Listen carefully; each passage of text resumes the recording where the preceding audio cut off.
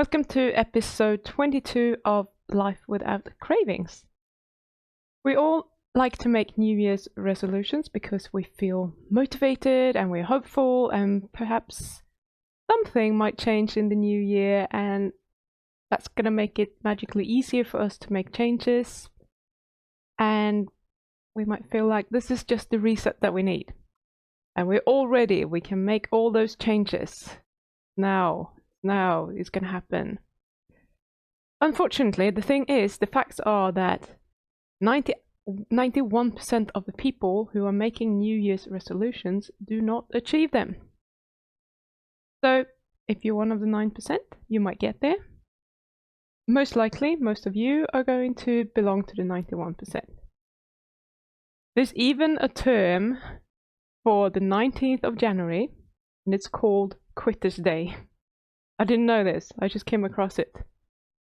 Because that is the day, when they've been looking at how long people are sticking with the New Year's resolutions, that is the day that most people give up. 19th of January.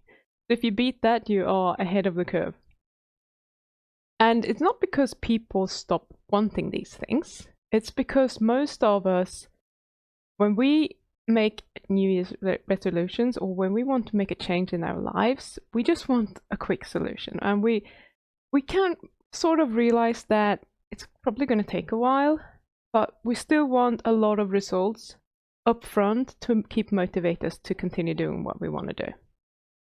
And then when we don't get those results, or they're very slow, they're much slower than we anticipated, we just stop, because now the excitement's gone and we start doubting whether it's ever going to happen, and we think that maybe it's just going to take too long, I can't be doing this for that long, and we come up with all of these excuses for why it didn't work. And none of this is helpful in terms of you getting what you want, because when you quit, that's when you're failing. Before you quitting, you haven't really failed. You might be slowing down, you might have bumps in the road, but as long as you keep going, you're going to get closer to your goal. And the way that we want to go around this is that we just decide that all the things that we have to do to get our goal, we just make a list of all of them and decide that, okay, this is what I have to do, and then I'm just going to get to the goal when I'm doing that. And it's like a massive to-do list on top of your normal life once the holidays are over and you kind of getting back to your normal environment. And that can a lot of the time feel quite overwhelming. It's just like another must-do in your life, and that is not fun, and it won't give you the results that you want, and it hasn't yet done it. So it's kind of easy to see why we give up on those plans after just a few weeks. So even when we are looking at people who are really successful in their lives, like they've had all the success, they've managed to do what it is that you want to do, if we ask those people what they did, that's exactly what we're asking. We're asking them, what did you do to get there? And we're like, oh, I should be doing that as well. There are tons of self-help books that reveal all the secret habits of the super successful people, and they get up at 5 a.m. and they meditate for an hour every morning, and then they do their workouts, and then they have 2 hours of undisturbed working time, and then they have their super healthy brain power smoothie or whatever. They're just doing all of these things, and we focus so much on the things that we have to do to reach our goal. And I'm not saying that the things are not important, because they are, but we're putting all of the importance on the things that you have to do. And that's not the right way of approaching this. You can do everything that all these famous successful people have been doing and still fail. So what I want to offer you is a completely different perspective on how to go about this. Because it's not about what you do, it's about what drives you to do it and how you perceive it. So let me explain. Very, very few people are talking about the importance of mindset when it comes to making changes. And often when they do, they just tell you that you need to think more positively about things, or just like see the bright side of things, but it doesn't quite work that way. And this is why I'm always bringing up like the importance of having a big reason for making these changes that you want to make. Because when you are truly motivated by something that you really, really want, something that feels exciting to you and maybe even feels like the reason for your existence, if you have that motivating you, that's definitely going to take priority. It's definitely going to be something that you want to do. It's not going to be another must do on your to-do list. And it's going to be a lot more important than eating the pizza, for example. If eating pizza is taking you further away from your goal, if it's in opposition to the goal that you want to achieve, and you're truly motivated by this goal, you're not going to have the pizza. All of a sudden, this is a no-brainer. There's no way that you're going to eat that pizza. You're just like, nope, not going to happen. Because you really want to get to that goal. And the pizza is in your way. It's just another bump in the road. And you just need to jump over it. But if you can't find a reason that is strong enough, chances are that you're not dreaming big enough. Because it will be there. Or you're scared of going deep enough and actually looking at what it is that you desire because you're so scared that you will never get it. And that's kind of sad. But please do have a look, dig around, really have a look at what it is that motivates you. What are your core values? What is important to you in your life? And what is it that you really want? But this isn't the only way that you can do it. You can also start working on your mindset consciously, which may or may not appeal more to you. With my clients, I'm using both methods because I want my clients to be bulletproof, and we just like plugging all the holes, making sure that everything is working so that they have plan A, B, C, D, E. Everything should be in place. We're not going to fail anymore. You can do both. The thing is that if you start working on this consciously, where you need to start is like, think about the changes that you want to make right now. The thing that you might have considered making a New Year's, like your New Year's resolution. Like what was that thing? If you're thinking about that thing, like I have to do that, or I know it's going to be hard, but I'm going to do it, or it's going to hurt. If it's exercise, it's probably going to hurt. Or I know it's going to be hard to do it, and it's going to be rough to find a time when everything goes back to normal, but I'm going to try. Or if you feel like I need to do it, or I'm going to have to start taking some medication for my blood sugar, for example, or anything else of that flavor, like I need to do it, I have to do it. Just saying these things makes me feel defeated, even though I don't even know what it is that I'm talking about, because I haven't even specified what the goal is. But these kind of thoughts are going to make you feel defeated, because there is a lot of have-tos. And when something is a have-to, it's never something that you want to do. That's hardwired. When you're forced to do something, you're going to be like, nope, I don't think I want to do that. So if this is what you're thinking currently about the changes that you want to make, you can kind of see how you are not really going to be successful in implementing these changes long term. You can probably do it for a little while with willpower, etc.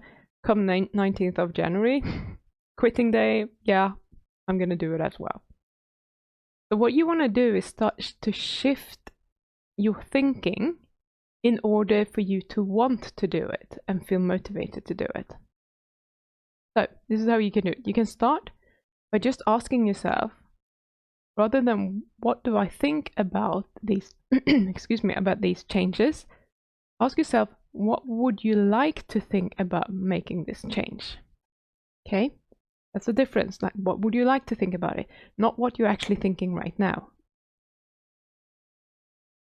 So let's say that you want to cut out the carbs from your diet and you want to stick with this way of eating for 6 months.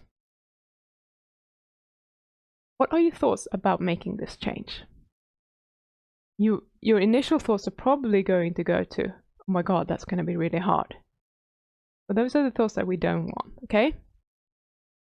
So maybe you want to think that this is going to be a really fun and interesting experiment to see if I can get the results that I want doing this.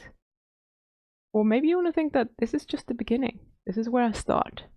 Who knows where the end is? Doesn't really matter. This is the beginning, and I'm going to do this for 6 months. Then I'm going to redesign what I want to do, and that's going to be amazing. You could also think that once I'm through, I'm going to feel amazing. And I'm okay with feeling like crap for a few weeks while this transformation is happening. It's also a good thought to have, because then you have the expectation that it's not going to feel nice in the beginning, but you know that once you're through, you're going to feel so much better. Or just thinking that I know it's not going to feel good all the time, but I can still feel bad and still focus on my goal for however many weeks it's going to take. Like, we all have the capacity of not feeling great. Whether you like it or not is a different story.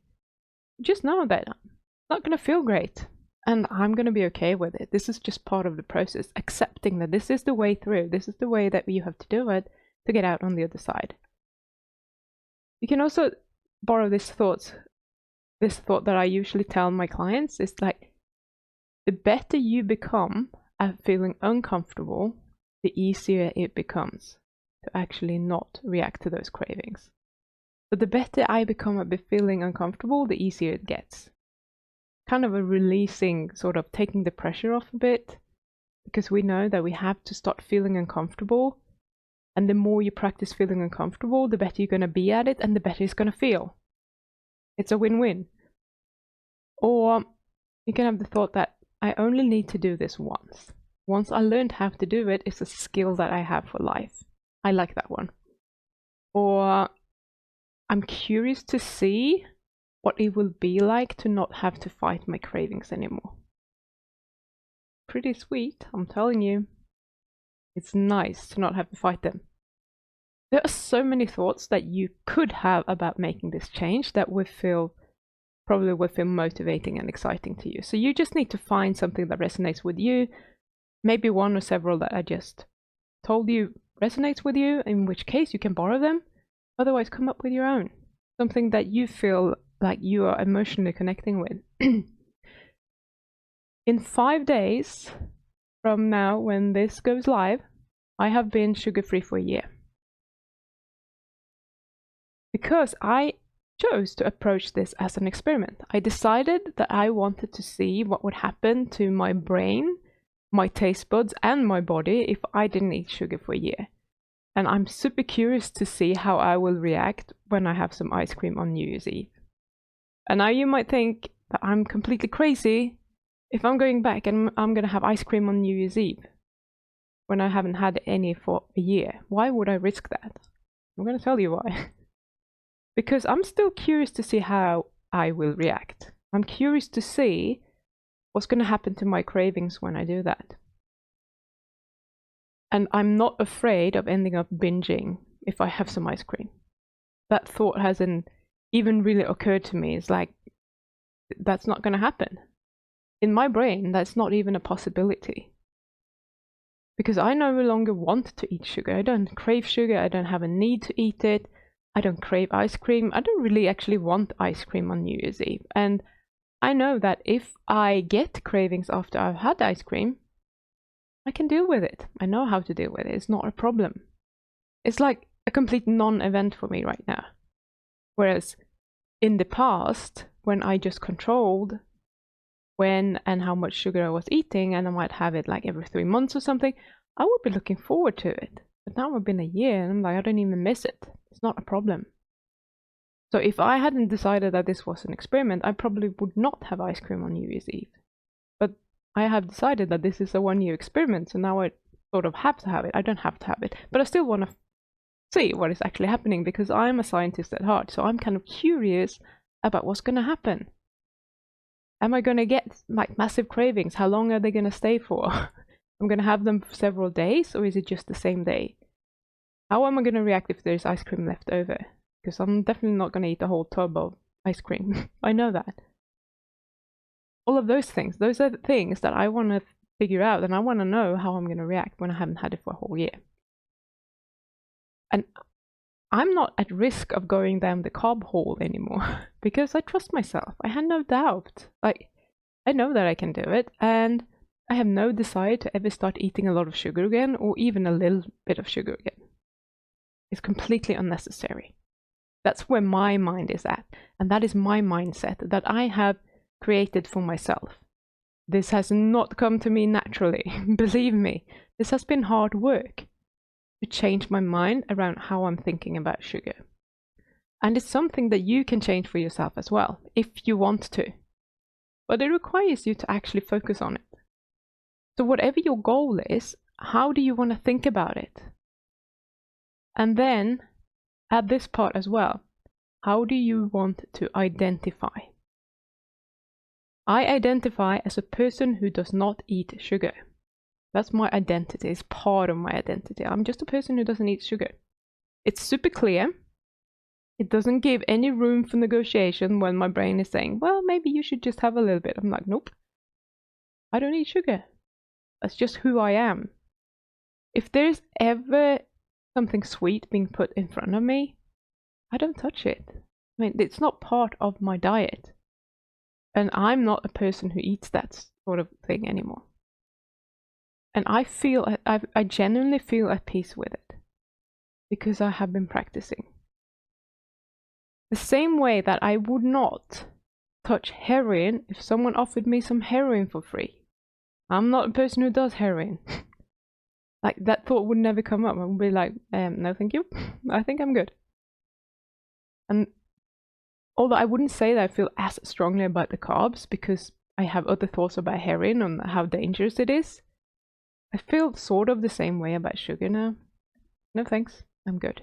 I don't need that. And the thing is that you get to decide who you want to be. So who are you? Like, what is your identity? What type of person are you? And what type of person do you want other people to see you as?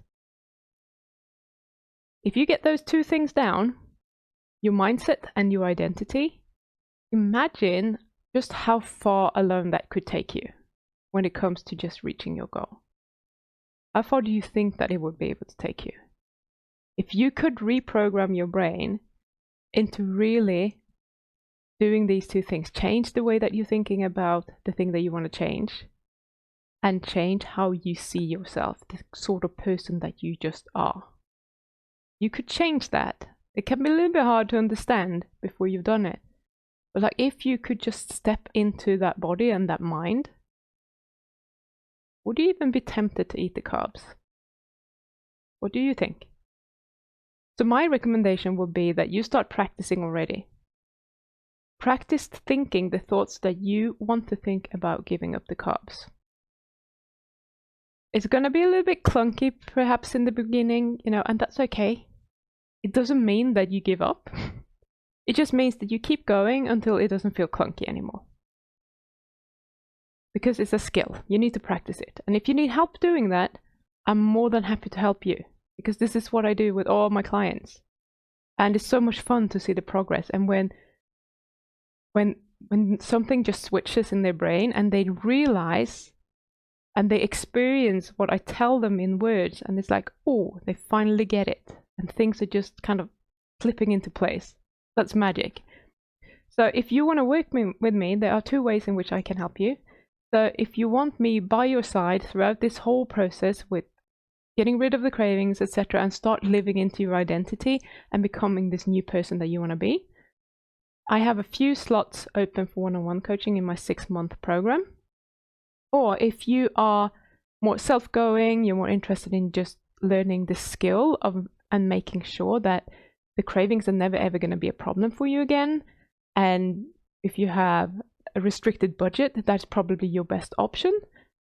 Then you can join the group called Quitting for the Last Time.